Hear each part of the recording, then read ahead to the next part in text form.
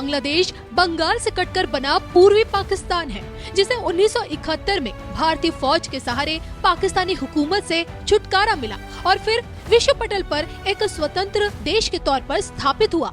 गुजरते समय के साथ बांग्लादेश ने तरक्की की सीढ़ियां तो चढ़ी, लेकिन इस्लामिक कट्टरता मुल्क की नींव को खोखली करती गई। आज हालात ऐसे हैं कि शेख हसीना के तख्तापलट से मुल्क में मोहम्मद यूनुस की तानाशाही 7वें आसमान पर है। कट्टरता की इसी चिंगारी में मुल्क के बंगाली हिंदू आज भी झुलस रहे हैं। बीते दिनों के खूनी संघर्ष में बंगाली हिंदुओं के साथ मची मारकाट और इस्कॉन मंदिर में की गई तोड़फोड़ किसी से छिपी नहीं है। और ऐसे में क्या मुल्क की इस्लामिक कट्टरता इस्कॉन को जड़ से मिटाने में कामयाब हो सकेगी? ट्रम्प की आवाज संत चिन्मय दास और इस्कॉन अनुयायियों को बचा पाएगी या भविष्य में बांग्लादेश के टुकड़े होते हुए दिखेंगे? इन्हीं सवालों के बीच इस्कॉन प्रवक्ता मोटिवेशनल स्पीकर अमोघ लीला दास ने बांग्लादेश का भविष्य बताया, और वो भी सिर्फ और सिर्फ धर्म ज्ञान पर। और देखा जाए तो बांग्लादेश में भी इस्कॉन के बहुत मंदिर है। हमारे 12 मंदिर तो पाकिस्तान में ही हैं। बिल्कुल जी। तो मैं ये कह सकती हूँ भी कि मुस्लिम देशों में भी इस्कॉन की नींव पूरी मजबूत होती जा रही दिन पर दिन। लेकिन जब बात करती हूँ बांग्लादेश की, जब शेख हसीना का तख्ता पलट हुआ, हिंदू पर अत्याचार हुए, हमने वो तस्वीरें हमारे बीच में आई। लेकिन सबसे बड़ा सवाल है कि वहाँ की जो कट्टरपंथी सरकार है, जो संगठन है, जो मौलाना है, जो है, उन्होंने इस्कॉन को क्यों टारगेट किया? सबसे पहले आपको क्या लगता है? क्योंकि सनातन धर्म का सबसे इफेक्टिवली जो प्रचार कर रही है संस्था, अपार्ट फ्रॉम अदर्स ऑल्सो, वो इस्कॉन है। अच्छा। अब देखिए, मैं एक समय मैं था लोई बाजार में, वृंदावन के अंदर, और वहां पर हम लोग को जपमाला खरीदने के लिए गए थे। पूरे मार्केट में जपमाला नहीं मिली। हमने कहा ऐसा कैसे हो गया जी? तो मैंने पूछा ऐसे कैसे? तो उन्होंने बताया यहाँ से 10,000 जपमालाएं गई हैं बांग्लादेश। यानी बांग्लादेश के अंदर वहां हमारे हरे कृष्णा डिवोटीज इतना अच्छे से प्रचार प्रसार कर रहे हैं कि जपमाला यहाँ से थोक के भाव खरीदी गई, वहां पहुंची है। तो यानी इट इज वेरी एक्टिव संस्था। मतलब लोग, एक हिंदू के अंदर जो हिंदू वाली फील है बांग्लादेश के अंदर, it was because of ISKCON. तो इससे बैनर्स स्पेशली बने थे अगेंस्ट इस्कॉन, जहां पहले इस्कॉन का डिवोटी मार दो, उनकी चमड़ी छील दो, whatever. But why only targeting ISKCON? Why? Because ISKCON वहां ग्राउंड लेवल पे जा करके लोगों को इंस्पायर कर रहा है। मतलब it is very dangerous to preach there. मैं बांग्लादेश गया था, मुझको समहाउ वहां के डिवोटीज बताना भूल गए, प्रभु जी पैंट शर्ट में आइएगा। तो मैं इसी कपड़े में चला गया। तो मेरे को वहां के जो कट्टरपंथी लोग थे ना, वो ऐसे देख रहे थे, मतलब ऐसा यहाँ से अग्नि निकाल कर भस्म कर देंगे मेरे को। पर somehow I had police protection. तो इस प्रकार से then I went, मैं सिलहट गया, ढाका गया, वहाँ हमारे कुछ प्रोग्राम्स भी थे, नो डाउट। लेकिन वहाँ के लोग बिल्कुल कहे ये कैसे आ गए यहाँ पर, वो भी इस कपड़े में। तो इसलिए वहाँ पर ऐसे लोग हैं, नो डाउट। लेकिन वहाँ प्रचार प्रसार जो हो रहा है हिंदुइज्म का, that was because of ISKCON. तो इसीलिए specifically we were targeted over there. तो क्या लगता है कि जो वो कोशिश कर रहे हैं इस्कॉन को मिटाने की जड़ से, बांग्लादेश में वो पॉसिबल है? देखिए, होता क्या है, कभी कभी ना पुराने स्ट्रक्चर्स टूटते हैं तो नए स्ट्रक्चर्स बनते हैं। तो ये जो पूरी प्रोसेस होती है ना, ये थोड़ी कोलाहल की होती है, थोड़ी डिस्टर्बेंस की होती है कि बिल्डिंग बड़ी पुरानी हो गई है, इसको तोड़ा जाए, जगह नई बिल्डिंग बनाई जाए। तो फिर डायनामाइट लगा करके उसको इम्प्लोजन से तोड़ा जाता है। अब ये थोड़ी झंझावात की स्थिति होती है, लेकिन धीरे धीरे करके फिर नए स्ट्रक्चर्स बनते हैं, मजबूत स्ट्रक्चर्स बनते हैं। उस तरह से आज जो बांग्लादेश में हो रहा है वो कोलाहल की स्थिति है, लेकिन चीजें ना सकारात्मक होंगी। मतलब भगवान ऐसे बड़े भगवान सो रहे हैं कि ठीक है मेरे भक्त पिटते हैं, पिटते रहो, ऐसा होगा? नहीं।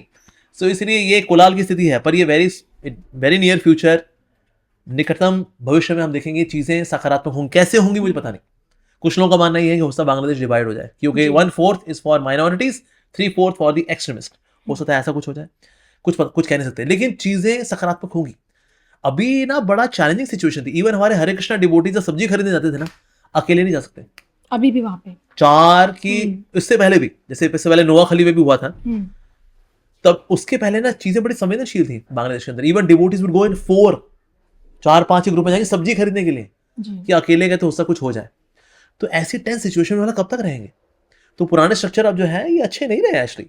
तो इससे इनका टूटना जरूरी है, जगह नए स्ट्रक्चर बनने जरूरी है, एक अच्छा ज्यादा अनुकूल वातावरण होना जरूरी है। लेकिन इस सिचुएशन में जो ट्रांजिशन होगी, बदलाव होगा, बदलाव की जो स्थिति होती है ना, प्रोसेस होती है, प्रक्रिया होती है, वो थोड़ी डिस्टर्बेंस वाली होती है।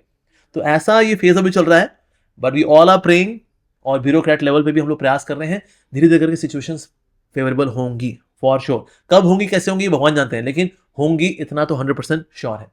बाइडेन की तुलना में ट्रम्प को ज्यादा फेवरेबल माना जाता है इस्कॉन के पॉइंट ऑफ व्यू से। ट्रम्प कई बार तारीफ भी कर चुके हैं। हाँ जी, हाँ जी। बांग्लादेश में जो हुआ उसको उन्होंने बड़े मुखर होते हुए उस पर सवाल खड़े किए, कहा कि हम आगे आएंगे मदद के लिए। देखिए ना, भारत भी बात करता है, मोदी जी बात करते हैं, ट्रम्प भी बात करे, तमाम यूरोप कंट्रीज बात करें, लेकिन एक्शन नहीं दिख रहा कि बांग्लादेश में जो चिन्मय दास जी महाराज है, जिस तरह से उन पे जो आरोप लगाए गए, वहाँ पे एक्शन नजर नहीं आ रहा। आपको क्या लगता है किस तरह से अमेरिका की इसमें एक बड़ी इन्वॉल्वमेंट आपको लगती है कि नजर आएगी, या अमेरिका से ज्यादा भारत की इन्वॉल्वमेंट दिखेगी? देखिए, दोनों की इन्वॉल्वमेंट रहेगी, बिकॉज अमेरिका एक ऐसा देश है जिसका जो कि इंटरनेशनल पॉलिटिक्स में एक्टिव रहता है। मतलब जहां भी कोई मुद्दा होगा ना, वहां पर अमेरिका तो घुसा ही होगा। लेकिन कई लोग तो कहते हैं कि अमेरिका पर भरोसा भी नहीं किया जा सकता। देखिए, नो डाउट हर देश अपने अपने स्वार्थ के बारे में सोचता है। सो अमेरिका भी अपने स्वार्थ के बारे में सोचेगा, बिकॉज दे नो कि India is such a powerful place, और हमें नॉट इस्कॉन बट इंडिया के साथ हमें मित्रता बना के रखनी चाहिए। तो इसलिए we have to be pro Hindu. और हिंदूज ने कितना कंट्रीब्यूट किया अमेरिका के अंदर। वहाँ जितने भी सॉफ्टवेयर इंजीनियर्स हैं, मतलब सिलिकॉन वैली के अंदर आप देखेंगे वहाँ 60% तो इंडियंस हैं। जितने डेवलपर्स हैं, प्रोग्रामर्स हैं, टेस्टर्स हैं, इंडियंस हैं। मेडिकल फैटर्निटी के अंदर ज्यादातर वहाँ पर इंडियंस हैं। मतलब इंडिया का तो इतनी हाल है, वहाँ पर जो नेशनल एवरेज है ग्रेजुएट्स की यूएसए के अंदर is 28%, but national average of the Indians being graduate is 78%। National average जो है of post graduates in America is 3%, लेकिन नेशनल एवरेज इंडियंस की अमेरिका के अंदर और पोस्ट ग्रेजुएट्स इज 40%। तो ज्यादातर हमारे एजुकेटेड लोग भी वहां पर हैं, तो इसलिए वो कंट्रीब्यूट भी करते हैं वहां पर। तो इसलिए being pro India, being pro Hindu is good for America. तो इसलिए स्किल्ड लोग with good attitude, good communication skills, they are Indians actually. तो इसलिए इंडिया के साथ साझा है। तो इसलिए anything which is against our ideology which is of Hinduism, तो इसलिए उसमें फिर ट्रम्प का सहयोग रहता भी है। तो इसलिए अब I think on 20th he is going to take an oath. तो इसलिए उस तरह से भी सकारात्मक होंगी चीज़ें। किस तरह से होंगी वो तो उनकी फॉरेन पॉलिसी पे डिपेंड करता है, पर चीज़ें सकारात्मक होंगी for Hindus, it will be more favourable.